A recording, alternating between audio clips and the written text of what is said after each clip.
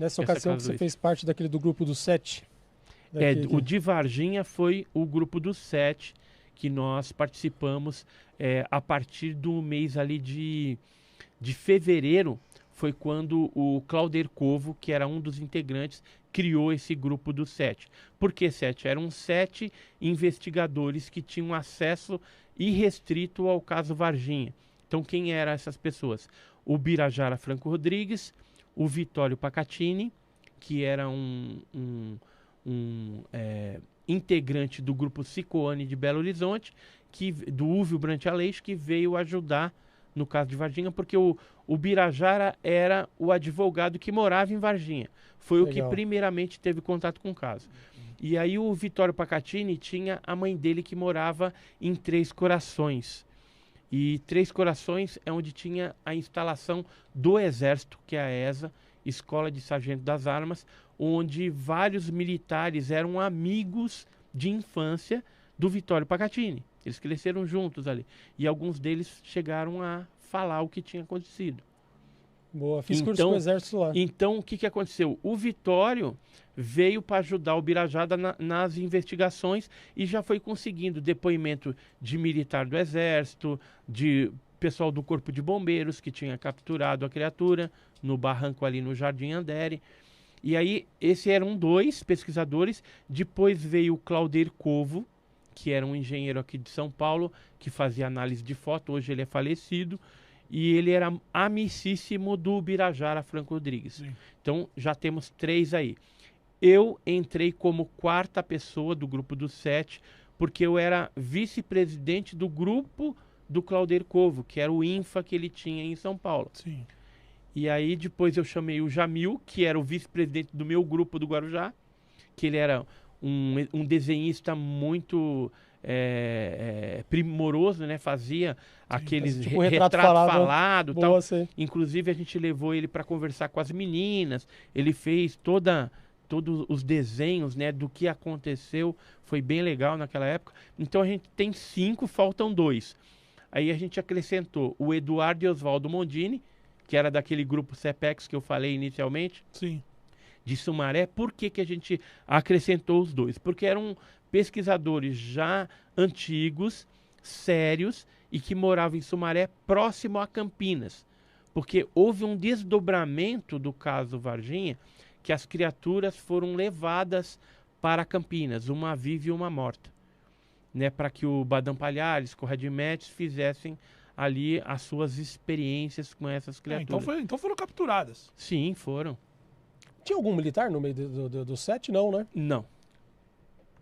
Eu lembro, eu fiz um curso em São Tomé das Letras e... Então, o grupo dos 7, então, são esses, né? E eu era o número 4 desses 7.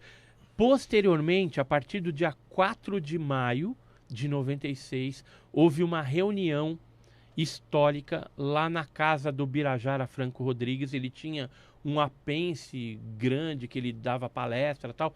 Ele chamou pesquisadores de vários estados brasileiros. Então veio gente de Curitiba, do Rio de Janeiro, de São Paulo, Minas, juntamente também com integrantes de várias televisões, né? Então EPTV do sul de Minas, vários estavam lá presentes, porque nesse dia 4 de maio de 96 seria relatado para a imprensa aquilo que a gente tinha descoberto em 3, 4 meses de investigações do caso. Inclusive, nesse dia foi noticiado a tentativa de suborno que a mãe das meninas, a dona Luísa, a Liliane e a Valquíria, tiveram, né? Foram 4 homens de terno na casa dela oferecer dinheiro para elas desmentirem a história. Nossa. Então foi feito essa denúncia nessa reunião. Houve uma leitura de um manifesto que foi preparado pelo grupo dos 7 e outros ufólogos também, pelo Clauder Covo. E o Vitório Pacatini revelou, com base em alguns depoimentos gravados, fitas de vídeo, o nome de militares, né, falando de algumas operações em que teve o envolvimento militar da ESA. E aí ele falou para todo mundo ali, para a imprensa, olha, quem coordenou a operação lá no sul de Minas foi o tenente-coronel Olímpio Vanderlei, estava presente o Tenente Tibério, Capitão Ramírez, Sargento Pedrosa, Cabo Vassalo, Soldado Cirilo, Soldado Demelo, Soldado Elber, e aí foi. Entregou todo mundo. Entregou todo mundo. Mas aí, E aí deu uma confusão isso. 4 dias depois, a ESA chamou uma coletiva da imprensa para poder ler uma notinha também, falando, olha, ninguém aqui da ESA, nem o corpo humano dela, o material, foi usado para capturar ET nenhum. E saiu batendo porta para a imprensa, não quis responder pergunta nenhuma dos jornalistas. E isso fez com que a própria imprensa soubesse ali que os militares estavam escondendo algo realmente. Os ETs que foram capturados ali, foi tirado foto, que fim deu? Então, hoje a gente sabe que foi tirado fotografias dessa criatura e foi feito filmagens também. Filmagens feitas pelo Exército, pela Polícia Militar e também a gente ficou sabendo na Unicamp. Houve algumas filmagens de algumas pessoas que chegaram a ver. Agora, esses vídeos nunca vieram a público, nem as fotos. Recentemente, não tão recentemente assim, mas a questão de uns 2 anos, talvez um pouquinho mais, eu tive contato com um militar da ESA e ele falou assim, Edson, eu quero colaborar com vocês, mas eu não posso aparecer. Aí ele me apresentou as credenciais dele, ele já tinha saído de lá também, já não estava mais na ativa, mas ele falou, eu assinei um termo de confidencialidade e se souberem que eu falei, eu vou pegar 14 anos de cadeia. Caramba! Então, mas eu estou disposto a colaborar. O que você quiser perguntar, eu vou te responder na medida daquilo que eu souber, mesmo porque o assunto ele é tratado de forma segmentada dentro do Exército. É até um procedimento para garantir ali a confidencialidade e a classificação também da informação. Teve algumas coisas que foram classificadas como confidencial, secreto, ultra secreto, né? Então tem vários níveis de classificação. E aí eu fiz 48 perguntas para ele, apenas. Nossa! Só isso. E ele me respondeu todas, né? Dando o nome das pessoas, quem filmou, quem fotografou, como que foi, ele mesmo chegou a ver, contou alguns casos de objetos que ficaram dando rasante dentro da ESA também, enfim, me contou uma série de detalhes, inclusive para onde foi esse material, né? Para onde foi encaminhado. E assim, hoje eu tenho um conhecimento bem grande a respeito desse caso que eu pretendo, inclusive, compilar num livro a respeito do assunto. Recentemente a gente teve também o depoimento de um militar que participou da captura. Houve 3 capturas, uma no dia 20 de janeiro, outra no dia 21 de janeiro e outra no dia 22 de janeiro. Esse militar participou de uma iniciativa no dia 22 de janeiro, onde pegou uma dessas criaturas. Ele chegou a fazer, inclusive, um desenho para nós dessa criatura, do próprio punho, que é esse desenho aqui, ó. Mas deixa eu te perguntar uma coisa, esse grupo dos 7, assim, aí restrição que vocês tinham era perante a quem? Esse aqui foi o desenho feito pelo militar, que deu depoimento em vídeo pra gente agora recentemente, e dando detalhes a respeito da captura dessa criatura. Então, mas se uma estava viva, né? Uma estava viva, a outra estava morta. E a viva foi para onde? Assim, foram pegas mais de 4 criaturas, só para você ter uma ideia. Para a Unicamp foram 2, uma viva e uma morta. A morta foi feita a necrópsia e a viva foi feito testes pelo Badam Palhares, que é esse aqui, e o Corradinho Metz, esses 2. Então, mas assim, esse grupo dos 7, e restrição cabia ao quê, assim? Não tinha restrição para investigação, informação, mas por parte do Exército, não? Não, por parte do Exército, da Polícia Militar, do Corpo de Bombeiros, do Hospital Regional, do Hospital Mandes, que também recebeu essa criatura lá, passou essa criatura pelos hospitais.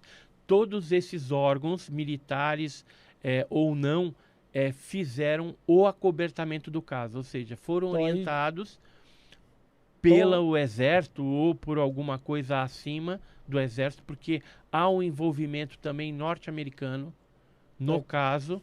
Então acabaram ficando restrito mesmo. Os não teve aquela americanos coisa. estavam ali.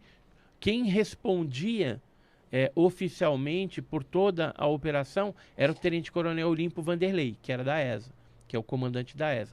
Mas sobre a orientação dos americanos que estavam ali, que depois foram para a Unicamp. E hoje a gente sabe que no dia 20 de janeiro, um helicóptero, uma aeronave, né? Helicóptero não, uma aeronave da USAF, que é essa daqui, ó. Eu tenho fotos da época, Sim. né? Essa aeronave aqui, ela veio lá dos Estados Unidos nesse dia, e inclusive um controlador de voo deu depoimento recentemente falando, né, que era um procedimento meio estranho, não tinha o AVOEM, quer dizer, a autorização eles provavelmente tinham junto ao Estado Maior, né? Sim. E só que não ficou nada escrito. Ficou meio no fio de bigode. Nada oficial, né? Nada oficial, até para não ter registro e rastro futuro. É muito estranho isso. Embora algumas coisas, em termos de documentação, existe o rastro. Só que, como já fez 25 anos, algumas pessoas estão pedindo a liberação disso para o Exército e o Exército está negando. Eu sei de alguns casos aí, alguns advogados que estão já tentando... Entrando com ação e tal. Entrando com ação, até jurídica mesmo, para tentar quebrar esse sigilo, essa restrição e ter acesso a esse material que, segundo, né, dizem alguns, teria até algumas explicações do transporte da criatura e do transporte da nave que caiu lá em Varginha. E assim, vou dar um primeiro notícia aqui bombástica no podcast. Bomba. Exclusivo. Podcast exclusivo. Colocar a vinheta no exclusivo. A nave não caiu aonde o pessoal diz que caiu. Putz. A gente tem informações aí que ela caiu numa cidade vizinha a Varginha e que houve toda uma operação feita lá também do Exército. Inicialmente foi dito que tinha caído um avião. O Corpo de Bombeiros foi acionado para agir, mas no meio do caminho, enquanto eles se deslocavam para esse local, houve uma ligação, uma intercomunicação, falando para eles abortarem a missão. Então tiveram que voltar. A gente teve contato aí com algumas pessoas que participaram praticamente desse negócio, ficaram sabendo que essa nave então não caiu no local onde está sendo divulgado, e sim num outro local, que é numa cidade vizinha a Varginha aí. Então, mas é até engraçado que próximo a uma fazenda. Em 98 eu fiz um curso com o Exército, sobre isso em selva e caverna, com o Exército. E pô, cara, você acredita que eu escutei isso? Não com essas palavras agora que você me falou, mas que havia muita conversa furada com relação onde caiu, como que aconteceu.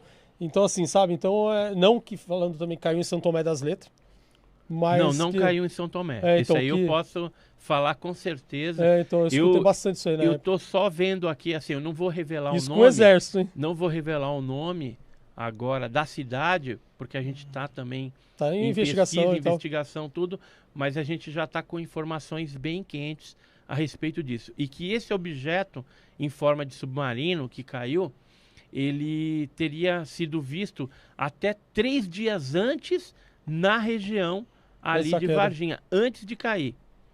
Né? A gente, inclusive, vai entrevistar uma outra pessoa que viu, juntamente com um outro amigo, esse mesmo objeto. Aí a gente está prestes a coletar aí esse depoimento. Depois de 25 anos do caso, a gente acabou fazendo até uma revista de 25 anos do caso Varginha. Caramba, onde a gente trouxe aí detalhes e informações inéditas, né, sobre o caso Varginha, inclusive aqui, ó, caso Varginha especial, inclusive o depoimento da mãe da lutadora Amanda Ribas, lá de Varginha, que é a dona Marlene Alcântara, que teria visto a criatura lá no bairro Jardim Andera. Ela nunca tinha dado depoimento a respeito De repente agora se dessa manifestou criatura. e falar alguma Então, coisa. assim, tem muita coisa. Esse militar mesmo que viu a criatura e participou de uma operação Pente Fino no Rio Verde. Ele fez o desenho, mandou pra gente. Essa carta aqui, inclusive, a gente mandou para um especialista de criminalística, que faz análise. Polícia técnica Né? e tal. Polícia técnica e tal. Técnico, né? Ele está olhando, logo ele deve estar passando um laudo a respeito pra gente. Ó, americanos e aviões militares em apoio logístico à Varginha. Então, o que foi falado lá pelo controlador de voo recentemente é confirmado por esse ex-militar da FAB. Então, houve sim... O cara não falou groselha. Né? Não falou. Veio no dia 20, teve operação no dia 21, 22, helicópteros da Força Aérea Brasileira se deslocando de Campinas para Varginha, depois de Varginha para Campinas, onde esse avião da USAF foi como destino, provavelmente no aeroporto ali do cemitério dos Amarais. E né? isso tem registro oficial desses É deslocamentos? muito não. difícil conseguir, entendeu? Porque não ficou registrado. Então já O fizeram de caso- depoimento, ao depoimento do controlador de voo, atualmente, mas não ficou registrado oficialmente, pelo menos assim, nos níveis, nos trâmites normais, não. Mas eu acredito que no comando, no alto comando da Força Aérea, no EMAER, por exemplo, lá tem alguma coisa. Ué, A gente mas fez Mas qual que é o uma interesse? cronologia também, ó, do caso, mostrando todos os avistamentos, né? Inclusive esse negócio do objeto, né, em forma de submarino, que foi visto pelo Eurico, pela Oralina de Freitas. Enfim, houve sim a queda de um objeto, houve a captura de criaturas, tem desinformação no caso, porque é normal, os próprios militares trabalham dessa forma Até isso que eu ia para perguntar. tirarem os ufólogos do caminho correto. Então, naquela época, teve muito disso, de desinformação. Tem algumas coisas aí que foram divulgadas como autênticas, mas não tem nada a ver.